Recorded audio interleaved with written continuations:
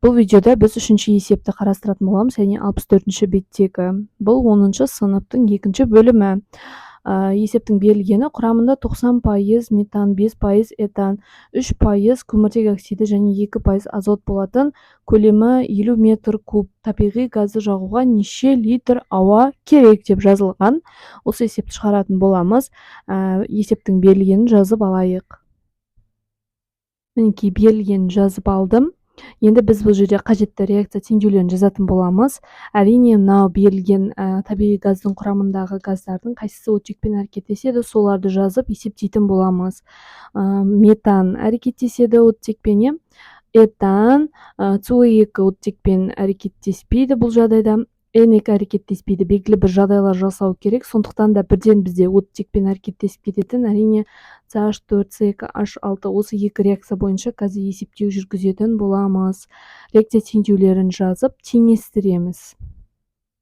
Мінекей, мен реакция теңдеу жаздым. Метан бойынша метан қосылған оттегі CO2 H2O.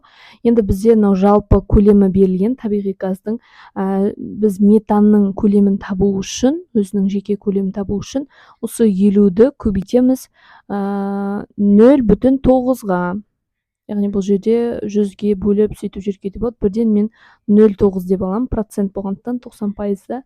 Сол кезде метанның көлемі, мынау бізде жалпы табиғи газдың көлемі 50 болса, біз тек қана метанның көлемін табу үшін жалпы көлемді көбейтеміз пайызына 0,9-ға. 100-ге көбейткенде 90 болады, сондықтан мен бұны 100-ге бірден бөліп жібердім, сонда 0,9 болды. 50-ді 0,9-ға көбейткен кезде 45 метр куб болады екен. Бұл яғни бізде метанның көлемі. Енді қалған шамаларды белгілейік. Бұл жерде оттегіміз біз ауа ретінде қарастырып отырмыз ғой. Бұл жерде бұл X болады. Одан кейін астына алдында метанның алдында бір коэффициенті болғандықтан бұл 22-де 4 деп аламыз, қалыпты жағдайдағы көлем. Оттектің алдында 2 болғандықтан 22-де 4-ті 2-ге көбейтеміз. Сол кезде 44-де 8 болады екен. Енді осы пропорцияны есептейміз, яғни 44-де 8-ді 45-ке көбейтеміз, шыққан санды бөлеміз 22-де 4-ке. Сол кезде X-тің мәні, X тең бізде 90 метр куб болады екен. Бұл яғни бізде ауаның метан бойынша кеткен ауа. Жұмсалған ауа 90 метр куб екен. Бізге келесі бұл этан. Этанның оттекпен әрекеттесу реакциясын жазып алайық.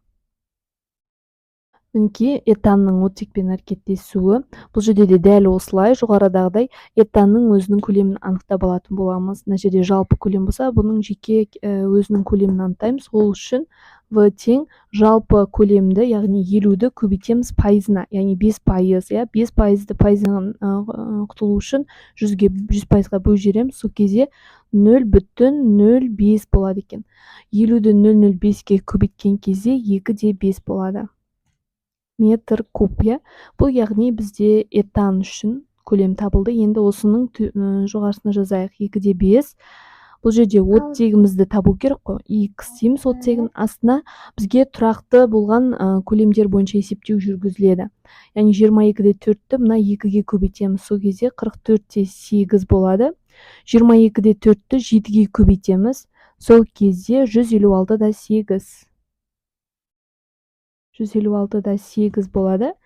Және осы пропорцияны есептеп алатын боламыз. 156-да 8-ді көбейтеміз 2-де 5-ке, бөлеміз 44-де 8-ге. Сол кезде 8 бүтін, X тең 8 бүтін 75 метр куб болады екен. Бұл яғни ауаның көлемі бізде табылған. Яғни X деп тауып алдық. Міне оттегі бойынша. Оттегін тауып алдық. Мынаны бөліп қойайын.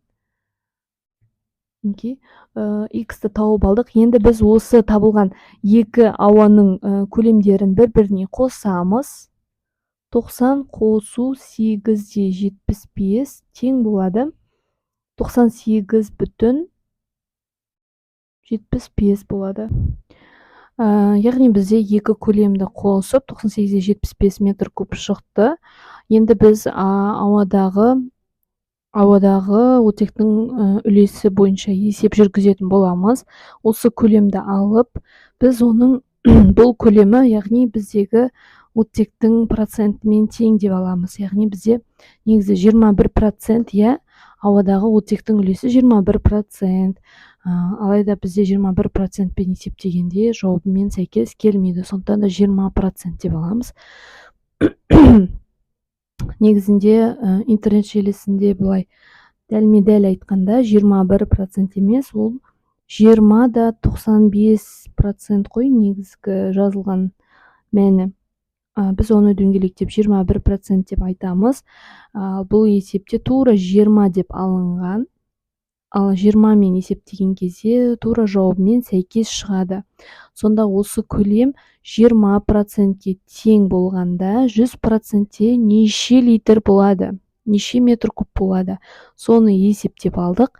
Яғни 98-де 75-ті 100-ге көбейтіп, оны бөлдік 20-ға. Сол кезде X-тің мәні 493-те 75 метр куб. Яғни дәл кітаптағы жауабымен дұрыс келіп тұр.